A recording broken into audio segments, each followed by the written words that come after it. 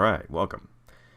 So today I am going to try to do some translating, and this is for, I'm guessing this stuff is out by now, I hope, but I'm doing this a little bit before it's out, of course, because you have to translate it to get it out.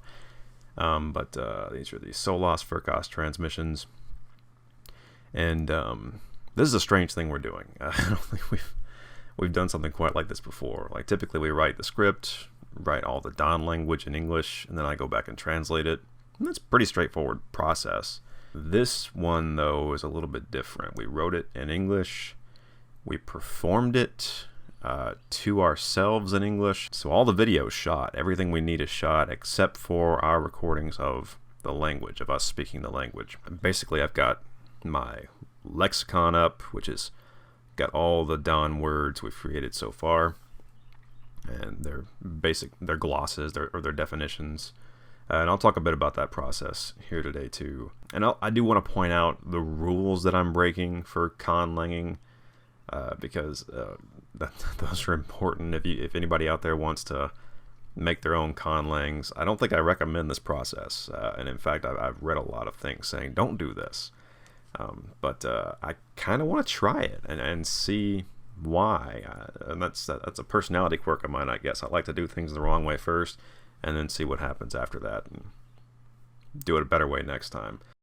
I think it'll work okay, but we'll see. Before I begin, I kind of wanted to jump into some of the resources that are available. This is a really, really well put together textbook, really, on how to build languages. It's from a guy named Mark Rosenfelder. He delves into, if you're just running a D&D campaign and you want to deepen that for your players, if you're writing speculative fiction and you want to develop a language for that. A lot of these language guides sometimes get into the weeds and you get lost really easy if you don't know the terminology, which happens to me a lot. Mark Rosenfelder, though, does a really, really good job of sort of making it simple, breaking it down for neophytes and people who don't know all these linguistic terms. The one thing I'm going to do that he mentions is the naming language is probably the easiest kind of language to make. It's not very complex. There's not a whole lot of grammatical flourishes and just uniqueness to it in the structure of the language. It's almost like a one-to-one from English to whatever language you're building. There's a couple reasons I'm choosing that. One, it's easy. And for the amount of dialogue we have to translate and the amount of stuff we have to do, I wanted something that's going to be easy. So naming language makes sense for me in that regard. One thing Rosenfelder and a lot of other conlangers talk about, though, is you don't really want to begin with naming language and then plan to make it complex or make it more intricate later on. You really want to build the intricacies first and then flesh things out if you want a functional language, if you want something that's going to look good but also sound good to a trained ear. So we're going to test that theory, I guess. I'm going to see why that is. I also just want to see if we can do it. I want to see what it's like to do a naming language first and then maybe make it more complex later on. And one of the main reasons for that is I'm excited about the world building possibilities of like taking a language that begins as simplistic and sort of attached to English, and then maybe deepen it later on and see sort of what it would look like in different eras of the world we're fleshing out, maybe. But wanted to mention Rosenfelder. Also wanted to mention on YouTube, there's a great channel. There's a lot of good conlanging content on YouTube. One I found recently, though, and I'm just now getting into it, is a YouTube handle by the name of Biblaridian. Highly recommend that guy's stuff. I mean, he breaks it down, simple little 8-9 minute video essays with examples and just depth and just really accessible material there. So if anybody wants to build a conlang, highly recommend those two resources. First and foremost, Mark Rosenfelder and Biblaridian on YouTube. I also wanted to mention a couple of resources here that I'm using and kind of falling back on. I think we mentioned on the first stream that I'm basing a lot of the Daan language on Old English. I kind of mutated a lot of the words and the sounds from Old English into our language. It was easy to do, first of all, because I was deep in Old English anyway. But it also kind of afforded me some cool opportunities to play with those structures that have died. I mean, those Old English is a dead language, and so we don't really use that kind of those sounds anymore. We don't use those those poetics anymore. And I thought it'd be cool just to see what would happen if we built a conlang by sort of stripping things from Old English and reproducing them here. I wanted to throw out a couple of good resources if you're curious about Old English. This is the textbook that I had for my Old English class, Peter S. Baker's Introduction to Old English 3rd edition. I'm sure there's a more recent edition out now. A good textbook, really, really cool. I did want to point out too, our professor in that class gave us what she called the magic sheet.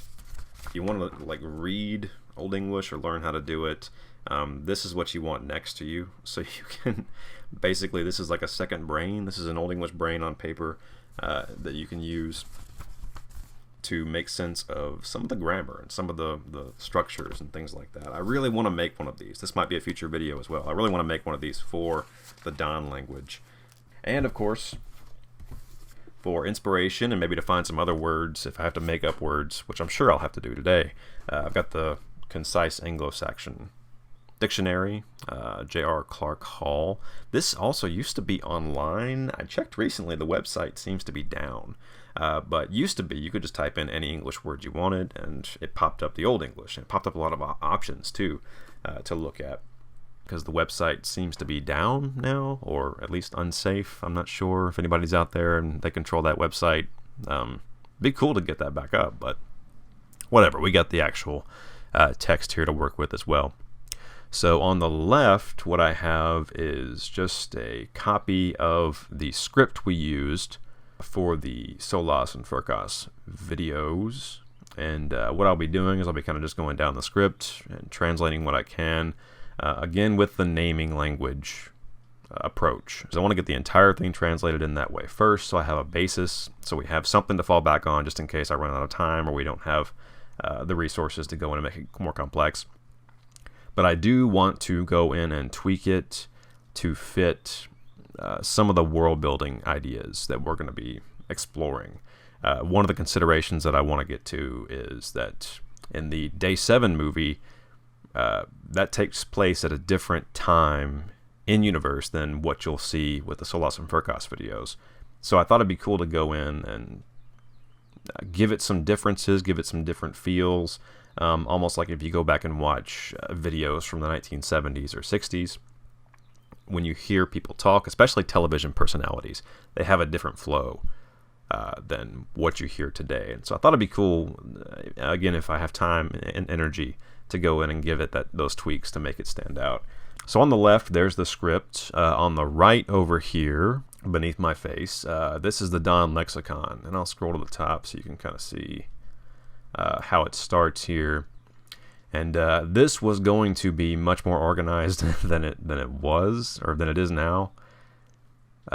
First and foremost, I wanted to get the pronouns down, and I can add more pronouns here and add more complexity to what we got here. But I wanted to have a split, especially with pronouns, between the Amalthean style of speaking and the Unamalthean style of speaking. So what you're going to hear a lot today and in the videos is more so these kinds of sounds here on the right.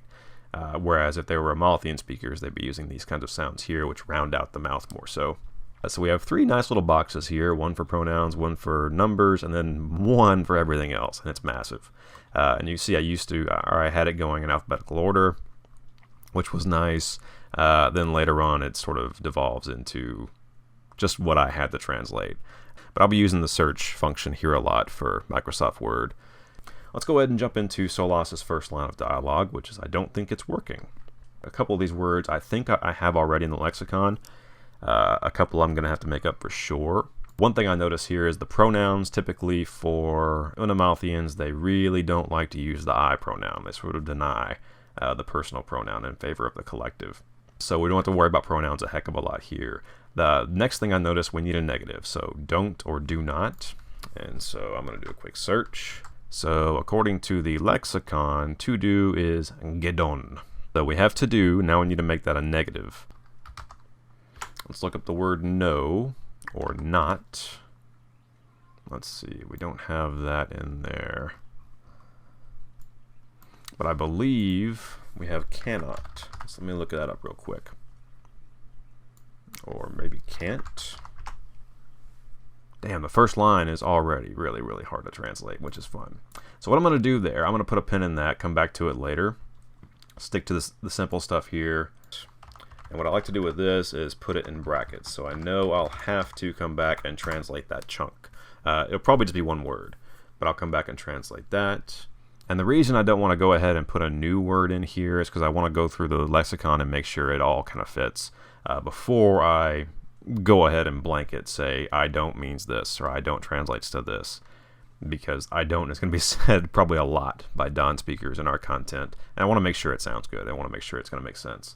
Think is the next word, and I would like to see if we have think. I almost think we don't. Yeah. We do have thought, I believe. We don't have thought. Dang, yeah, this line is going to be interesting. So when I see that happen, when I see that we don't have a direct meaning attached to a specific word, I kind of just like to look through the lexicon randomly at the words I do have and just kind of see what comes, see what kind of stands out to me as something we can relate to a word for thought. Ooh, shadow. I like this idea. Maybe shadow intelligence or shadow thought, especially for the Unamouthians or I think those speakers would really like that idea. I'm going to go ahead and go with that. So Hejuna is shadow, and Gemu is sort of the intelligent or the foresight idea here, I think. So I wonder if we can maybe translate that as Hegemu, Hegama. Yeah, let's go with Hejuja. I don't like that at all. Let's go with He. And we're sort of mixing prefixes here, which I don't know if that's a good idea or not. But I like the shape of Hegemu as thought. So let's write that down.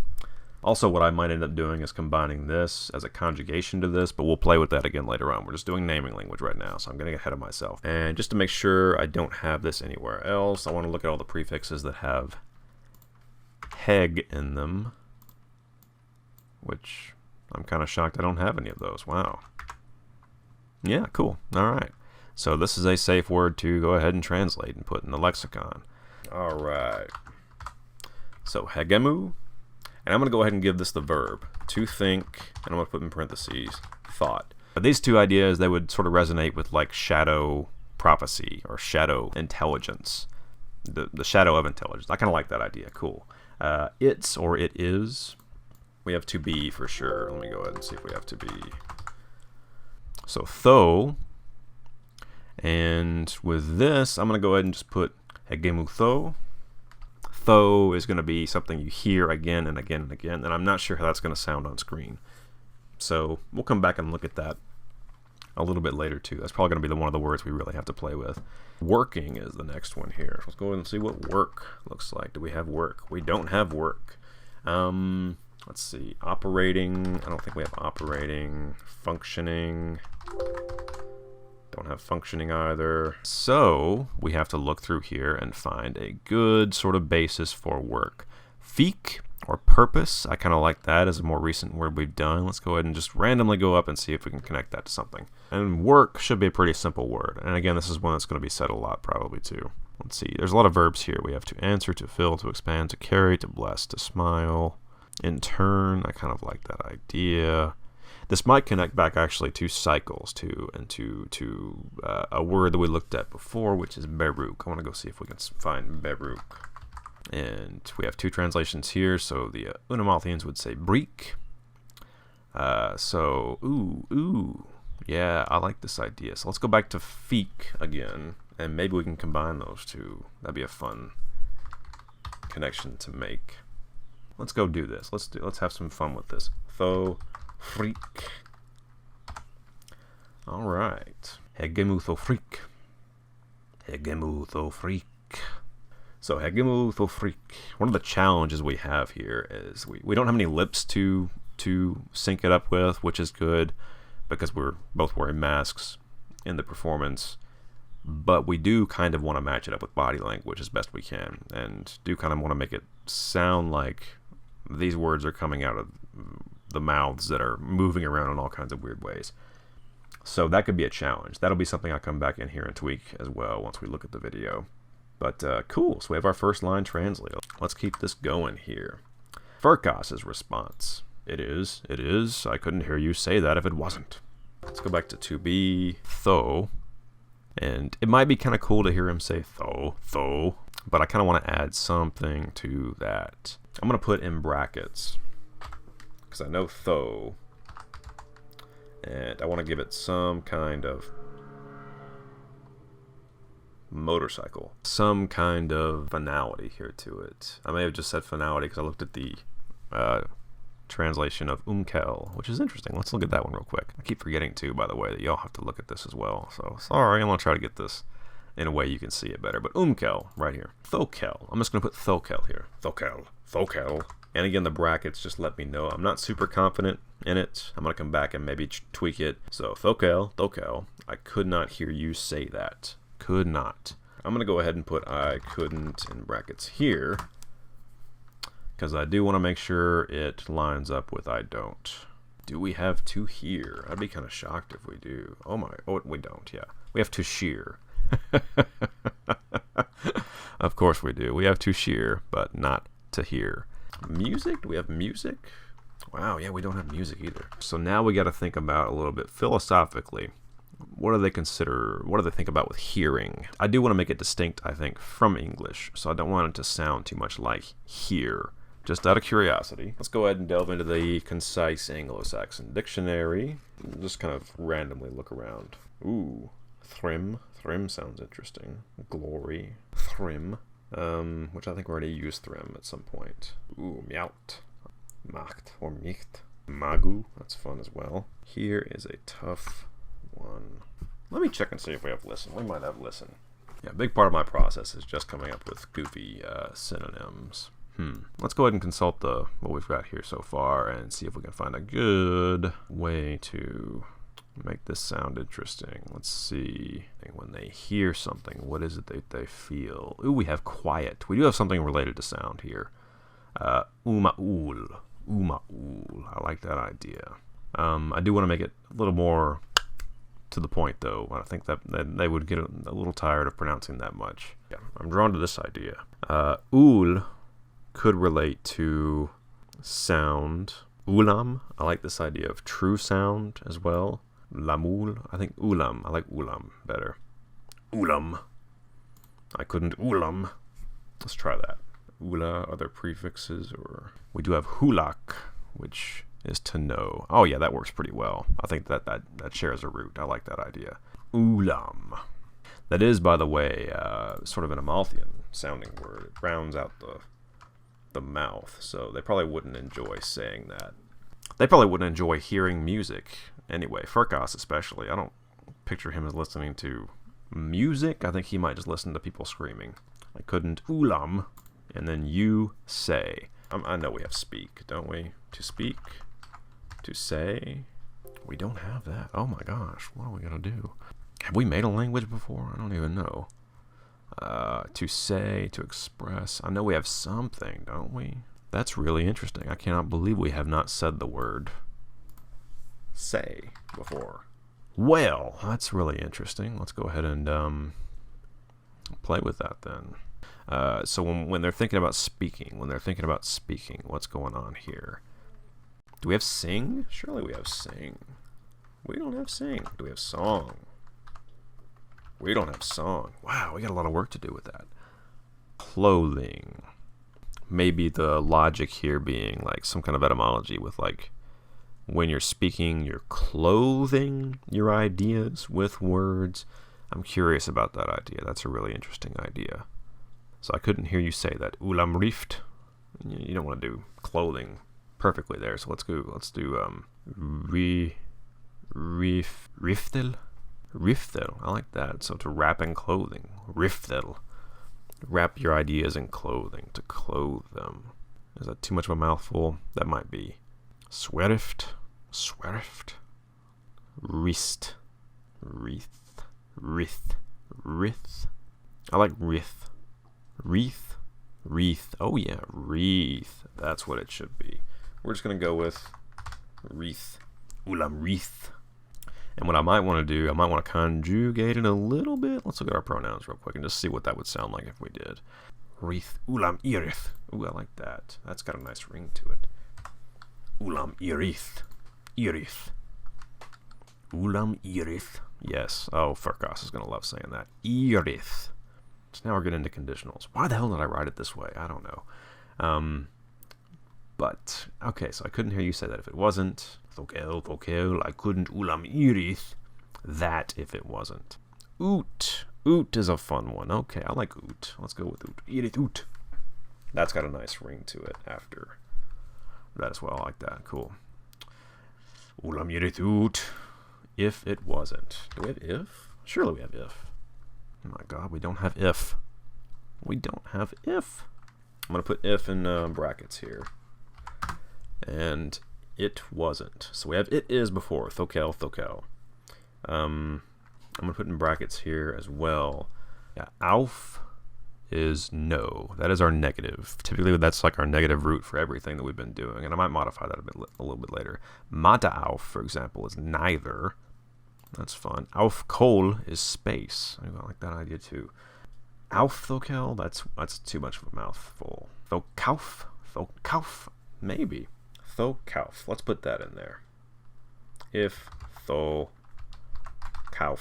Cool. One thing I like about the brackets too is that they just give you chances to play. So after I go through all this stuff, if I want to find some kind of echoes to sort of resonate earlier on as well, I have some room to play. Hegemu thofrik. Thokel. I couldn't Ulam Wreath oot if thou kof. Thokauf. Thou sounds kind of cool too. Well. And well's an interesting one. What I might end up doing here is, so there we have two different kinds here. We have the adverb, which is ilami, which sounds kind of interesting. Is ket? Yeah, ket is the actual well. So I'm not sure if I want to relate this. So in English, the well, like you can go to the well and get water. You could say, well, or you can say, I did that well. So all those things relate together. I'm not sure if I want to have that mirror exactly. It could be one of those things where ket sort of stands in for just a pause, just a moment of like, well, or I wonder if they do have an Oh, we can work in some ums. That'll be an interesting idea I'll come back to later. That gives you some room to play there. I kind of like that idea. Let's go with that. Ket. Yeah, ket works well. I like that. And then why? Do we have a why? We don't have a why. We do have because, I'm pretty sure. We do. Or for. We do have for as well. Yeah, so ket ik. Now, do we want ik to be why? That's interesting. That's really interesting. Do I have two becauses? Yeah. Okay, so they're connected though. But eek. Do we have question? We do have question. Sleek. Ket. Sleek. Ket. Sleek. Ket. Sleek. Yeah, sleek. I'm going to put it in brackets. Sleek. It's got an interesting ring to it. I'm not sure I like it. I'm not shy. Why? And question mark. Yeah, just have that there. Ket. Sleek. Can. Ket. Sleek. Skip. Ooh, I like that. Yeah, that's got a nice ring to it. Skip. God, I'm sitting here saying I'm going to do a naming language, and I decided to throw all these kind of weird grammatical structures at myself. Thanks, past DS2. Ket sleek skip. Can I not see myself? I not see myself. We have not, or we have no. Not can't skip. Sleek aufskip. I like that actually better. Let's prefix that. Aufskip. Ket sleek aufskip. Why can I not see myself? We've got see, right? Azeon.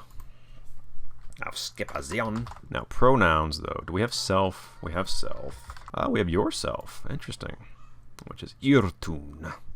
So basically what I've done is I've taken the pronoun from this box up here for yourself. So I have to do the same kind of thing for myself. So that would be kir. Kirtun. All right, cool. That's one of our first, like, almost full lines, and I like how it sounds, so I think I'm going to keep it that way. Ket sleek aufskip Azeon Kirtun.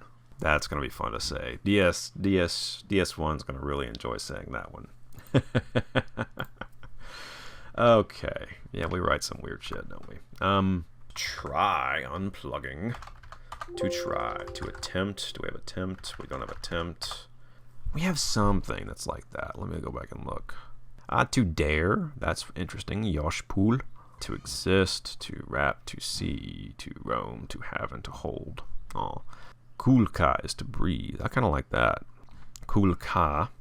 Let's go back to that other one that I liked. So kulka. Kul.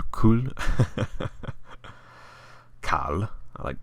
Is it vosh? Did I say vosh? Yeah, it's vosh. Voshpul. Voshkul. Voshkul. Or school. I like school. School sounds interesting. Let's do that. So school. School is to try. And I should go back. Let's go and see what we can do with the pronouns too. Our floating pronouns. This, by the way, if there are any linguists out there watching, this is the part they're going to be tearing their hair out and giving me angry comments about, which I'm excited to see. I think that'll be fun to learn from the best about why I'm doing things wrong. But if I wanted to sort of emphasize some kind of pronoun presence, he's saying try. He's commanding try here. You try. So if he wants to really emphasize you, idiot, try. Shkeel. I like shkeel here. And that gives it sort of the onomatopoeian drift that we're kind of drawn to. Shkeel. Shkeel. Yes, okay. Unplugging. I know we don't have unplugging. We do have stop. To stop. And this is one that we see a lot. So I'll probably relate this back to this. Plug or stop. Plug and stop have sort of a relationship in our language. But do we want them to have it in this language as well? Probably so. I think that makes sense. So shkeel. Shkeel. To stop or to stem. Azamuk. Try. To break. I like that too. Asku. Askum. Askimic. Askimic. Let's go with that. Reminds me of alchemical. As chemic. As chemic. And it's just a variation on to stop and to stem and also to break. So it's almost like a combination of those ideas. To unplug. That's very specific. Skil as chemic. Yeah, it's got a nice ring to it. I like that. The copper cable. Now, I know we don't have copper. This is going to be interesting. It's a resource. That's a really important word. That's a really important word that I don't feel like translating right now. I can have some fun with it, but it's a world-building word. It connects to material reality in some pretty direct ways. So I'm going to put, because it could be just a color. It could just be like the color of the cable, but I think it is a substance also. So for some reason, that's freaking me out. I'm going to leave that. And come back to it. I already have some ideas. I already have some thoughts about it relating to blood, because that's a pretty important idea, and the red idea as well. But we'll come back to that. That's an interesting one. But cable. I'm curious about cable. So we don't have cable. Do we have wire? We don't have wire. Do we have rope? I don't think we have rope either. No. Strand. No. Knit. We don't have knit either. Okay, cool. So we want something cable, some kind of river, kind of makes sense. But something artificial as well, something that has been created. There's lots of options here. Lots of options. Ooh, to weave. We do have to weave in here. The word or the verb do. Oh man. All right, it's right beneath death moon too, and death. Infado. The cable could be infado. Infado. I like that. Death weave. Death weave. Oh yeah. Okay.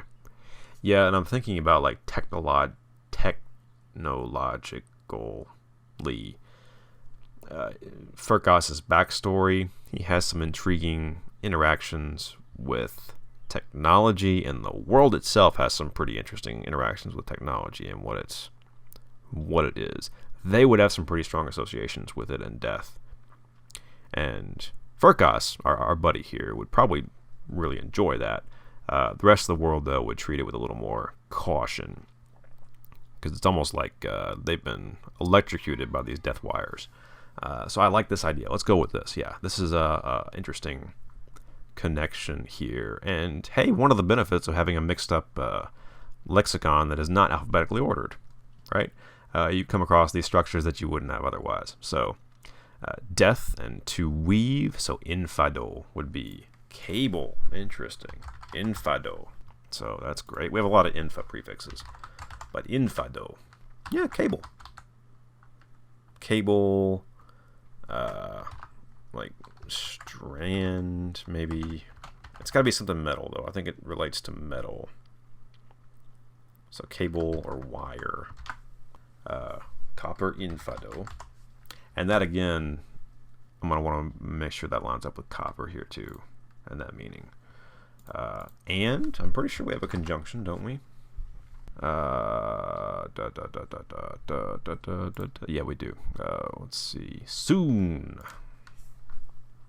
Infado soon. Don't have then. Do we have next? Oh, we do have next. Ofkel. And then plug it back in. So we got plug again. So try to unplug the copper cable. Soon ofkel. Plug it back in. Kimik. Would that be it? Kimik? I think kimik is already a word. So this might be something. Okay, no, it's not. Azamuku. Actually, yeah, let's go back to Azamuku. Because I'm pretty sure that would also work here. I think it would fit better. What? Oh, okay. Where's it at? And stop it. Or stem it. Azimik. Yeah. Azkimik. Azkimik is unplug. Azimik is plug. Azimik. One or it. Flee. And that's kind of, I don't think I translated the it above Fokauf, but I'll come back to that later and work on that pronoun. Azimik flee it back in really hard. Yeah, it's not going to be the same. This means back or to like, to go back, to return back, that kind of thing. So plug it back in. This is interesting. Plug it in between. Key. And it has some resonance already with other sounds we have in this sentence. I kind of like that. So they might use key. Fleeky. Yeah, that's got some nice sound to it. In really hard.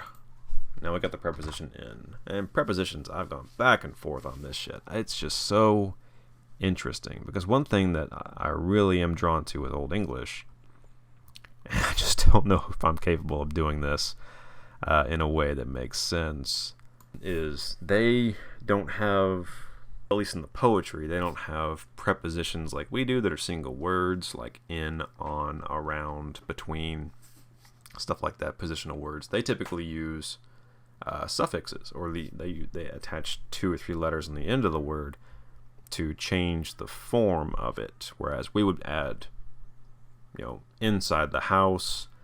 That's like 3 words to say one idea. They would have one big word that meant inside the house. And then if you wanted to say outside the house, you would change the last couple letters of that word, and that'd be outside the house. I love that. That's so freaking cool. And other languages do that too. And I'm really, and English does that to some extent with some of its words. But I'd love to do it with this. But I don't know. It's not the way my brain is choosing to work. Azamik fleeky, plug it back in really hard. The in might be kind of implied here as well. So we can play with that. Really hard. Let's go ahead and get really hard. Interesting too, we can connect it to colors maybe. So like blue, that's a possibility there too. So if they want to really emphasize, because hard, doesn't make sense. It's a surface thing. You feel it. But you can also emphasize action with it. So you can say, try hard or plug this in hard. It'd be interesting to see sort of their psychology and why they wouldn't choose this, but it would develop this way. And maybe it would make sense because they're very visual folk over there in Ilapau. Maybe not so much what they feel or taste or touch. So yeah, okay, scoot. I've talked myself into this. Plug it back in really hard. Key scoot. Okay, yeah, let's go with that. Scoot. I want to put 2 U's here. Scoot is really or very. And hard. Hard. I don't think we have hard yet, do we? Alright, and this is surface. This is like interesting here. This is going to be an interesting. This connects back to copper, I think, too. It's going to have some kind of feeling. Lamol is truth. I kind of like that idea. Aseonod. Oh, that's interesting. Yieldless, unyielding, unsinewed. But if you just wanted to say hard and just sort of make that Aseonod, or maybe Aseon, Asnod. Asnod. That does kind of sound interesting. Asnod means hard. Okie dokie. Yeah, cool. Okay. Where are we? Oh my gosh. Let's see what we got here. So, Solas. And one kind of cool thing, too, I remember in the performance of the English version, which I doubt any of you will ever hear, DS1 does a really, really cool thing where he uses his voice to emphasize copper cables. So I know I want to sort of have some kind of thing there. I'm not sure if I want alliteration, because you'll be reading the subtitles while you're hearing this. I don't want it to clash too much with that. But that's one thing to consider in this line here. We'll keep Tho in there, and just with the knowledge that we're going to come back and make Tho more interesting. 3. Good, I get to use a number. I made all these numbers, and I very rarely get to use them. Kum, I like kum. Thokum. So, thokum kapal impado. Okay, cool. That was a quick one. I like those. But yeah, I'm glad we started off with this. This has got a simple kind of thing going here.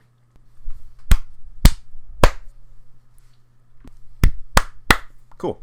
So now we've got, there are 3 copper cables. Feel pretty good about that. Here's a fun line from Furkos. The fat one. The big fat one. Okay. Let's see if we have fat. I don't think we have fat. So with fat, we got to think about what this would relate to. A swollen. I don't think we have swollen, do we? Yeah, we have hill, which you can maybe relate to that. They might relate to that. That could be interesting. His folk would relate, yeah, fat or engorged as something growth. They would see it in the negative light, not aesthetically. Like, I don't think they would have like a fat shaming culture, but they would relate it to life, an overabundance of life, an over-reliance on the growing things, food, that kind of stuff. So hill, to me, that nature idea sounds kind of interesting. I'm curious about combining it maybe with Daan. Muam for Daan, and then Po, so it might be Poam. Mupo. I like Mupo better. That's got a nice shape to it. Mupo. I need to check this again. I think we have large. We do have big. So Tamupo is going to be the next one we have. Cool. I like that. If. Mupo if. And then big. Tamupo if. Yeah, there's going to be some emphasis there, because I know I said something really strange in the performance. And this is the weird thing, man. This is the really strange thing that we're doing, is we're translating out of sequence, which I guess sort of makes sense of what we're doing. Okay, yeah. Great. Does that make sense? Mupo if. Tamupo if. Yeah. Okay.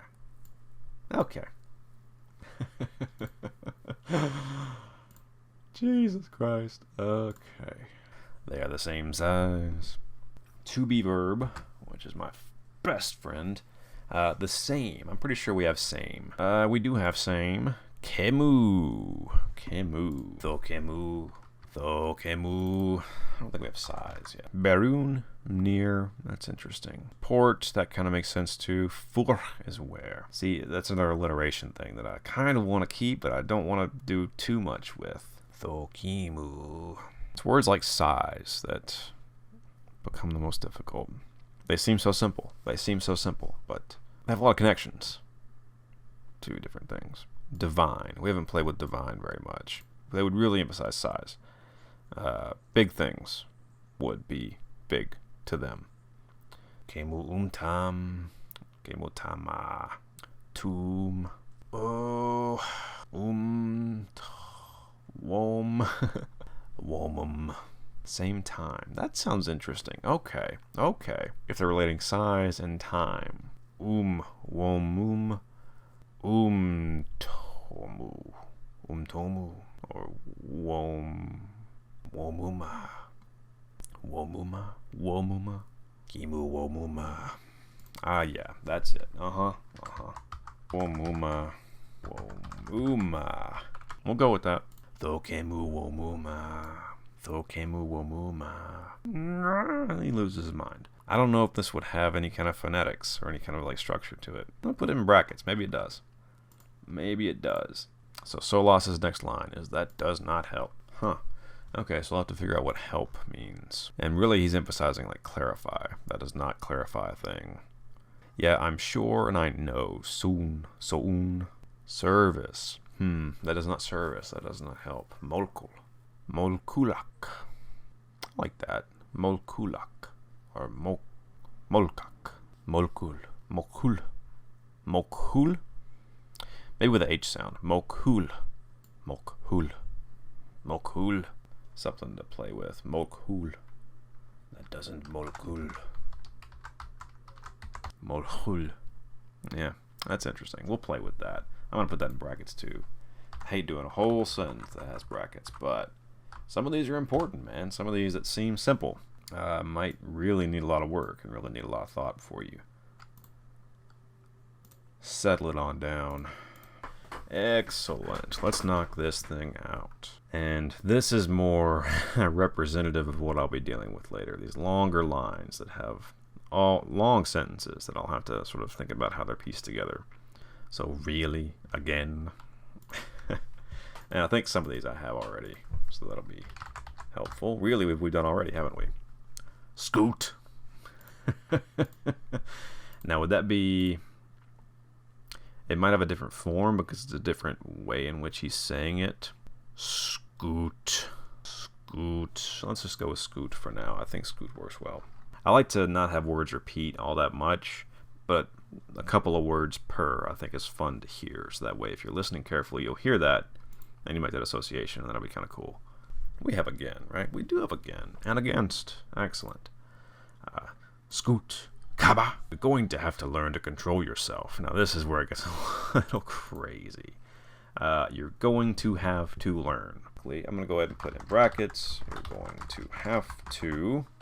And one thing that's kind of scattershot about this process that I should mention as well, especially if you're going for a functional language, is I'll miss things. I'll miss. I might have to learn or a synonym up here somewhere that I forget to type in, and I'll miss it. And that might have a strange effect. Languages do weird things. Languages evolve in weird ways. And it makes sense for it not to make sense sometimes. A word like sense, for instance, and sense. And sense. You have S-E-N-S-E, S-I-N-C-E, C-E-N-T-S. All those sound the same, basically, when they're spoken in conversation. What kind of sense does that make? I don't know. Anyway, I'm losing myself here. Let's go ahead and get a word for learn. Okay, we have memory here. Kamimor. Which is like a remembrance, but that's a little bit different from specific memories, which is lutum. That's our fun word there. Oh, wait. Yeah, memories. So I kind of like this idea of connecting memories or memorization to learning, and I am going to make a weird connection here to feast. There's also to fill. So kin, yumil, and lutum. Yumilut. To learn. Yumilut. Milum. I like that. Okay. Milum. Yeah, let's go with milum. Milum with two U's. To control. I bet we don't have control. Okay, we don't have control. Let's see. How would they think about that? That is so interesting. To control. But there's different ideas here. To watch. Ooh, I like that idea. Because one thing we've talked about in their philosophy and in their religious beliefs is sort of like they think they're on stage all the time. There's stuff built in their mythology to sort of make them feel like they're being watched. So I like this idea of connecting that to control, to watch yourself. you know, to keep an eye on yourself. So yeah, I'm cool with that. Let's go with watch and control as the same thing, because I think they would be, again, as a very visual people. Watch yourself. Yourself. Do we have yourself already? I think, oh, we've already done yourself, haven't we? Bakaziltun. That's got a nice ring to it. Bakaziltun. Bilum bakaziltun. Yeah, I like that sound. If you insist. We have if right here. Yeah. Tune, and I'll put if in parentheses here as well, or in brackets.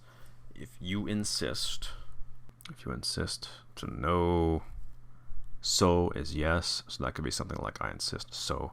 Maybe connect it. So scoot, ooh, bright yes. Ah, that's interesting. I like that. So scoot. Scutzo. Actually, Scutzo. Il tun, Scutzo. We'll go with Scutzo. Could also be like, this could all be one word. So we use 3 words to say means of communion, but they might have a specific kind of word. Scutzo on these means of communion. Yeah, I'm going to come up with something really interesting here. I'm going to come up with something really strange. And the way I'm going to do that is by consulting my buddy JR. That doesn't sound good. Ooh, okay. Okay. My finger landed on sluma. Slumber. Right above that is also slota, or morsel. Slota. But yeah, means of communion. It almost sounds religious. And I think in the way it's spoken, it would almost sound kind of sacrilegious too, in this strange way, because they're communing through technology. Yeah, Solas, the speaker here, would have a very different view, a very interesting view on technology here. I don't know what he would call this. These means of communion. Do we have any slot? We have slot too. Ooh, untouched. Ooh, yeah, okay. Slow to. Let's work with that. Slow to then. Slow to, and just randomly again. Let's see where we go on this side. Oh, that's exactly what we're looking for here. Galdorcraft means occult art, incantation, or magic. This is not what it's going to be, but I'm going to write this down. Galdorcraft. Slow to. Let's read it back and just see how it sounds, because maybe we do want to keep it that way. I don't know. Milum bakazil tun if Scutzo on these Galdorcraft sotu. That gives him a chance to do some kind of fun stuff there. Could combine these 2 words too. Galdor sloft. Or Galdor sloftu. It is Galdor sloftu. Let's do that. He's going to hate me for giving him this crazy ass word here, but I kind of enjoy that. Galdor sloftu. Is Galdor sloftu. And in the Old English, by the way, it's probably yal. Yaldorsloftu. So I have that flexibility. I can probably come back to that as well. I've been tending to do pronunciation of the G as in like the G sound for Daan. Gjaldorsloftu. That could be a fun word to end it on, though. I like that idea. And these words, too, these big words that don't seem to have a connection to English, I'm fascinated by those. Those are fun. But they're hard. If you do that with every single word, it kind of loses structure pretty fast, especially when you try to pronounce it and try to actually say it out loud. Sloftu as communion, maybe not. Actually, I'm backing up on that. I don't even want this word to be translatable. This is going to be a word that just means what it means. And our translator has done the best he can do with what he's got. Why don't I try to perform this and just see what it sounds like? And I'll keep the English in there just so it makes sense. I don't hegumu thofrik, thokel, I couldn't ulam irith ut, if thou kauf, ket slik, aufskiapa zean kiltun, skil azemik, the kapper and fado, sun of kel azemik fliki skut asnot, tho kum kapper and fado. Mupo if, Tamupo if, tho kemu omuma, yeah. That doesn't mo cool. Scoot, Kaba, you're going to have to milum bakazil tun if Scutzo on these Yeldosloftu. Alright, it's got a flow to it.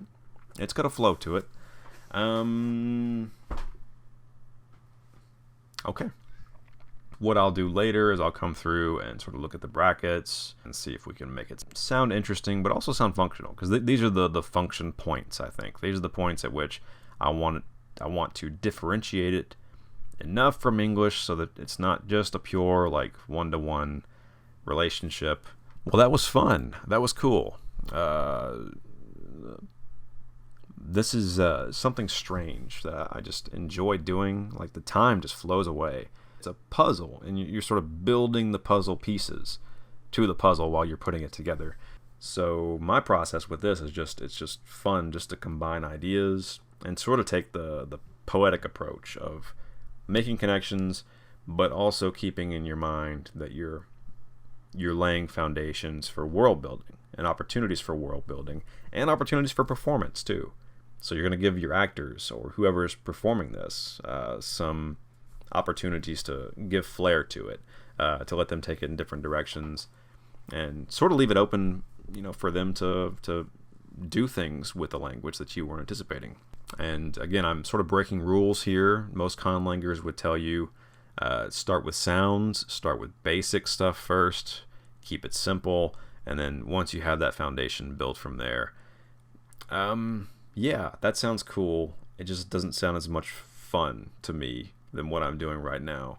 My biggest concern with this, and this is probably where the other conlangers, the hardliners, will tell me I'm screwing up the most, is that once we see all this stuff together, so if we have the entire series of books, films, television shows, or whatever that this language might appear in, is it going to flow well? Is it going to be convincing? Is it going to be aesthetically pleasing if you hear this stuff over and over again?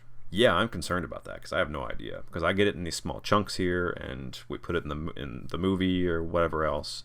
It seems to work okay at that level. But in the large, grand scale, how's it going to work? I don't know, yeah. But thank you all for joining me. You'll see some more language stuff up here, not recently. You'll see some more language stuff soon. And yeah, thanks for joining us, and we'll see you next time.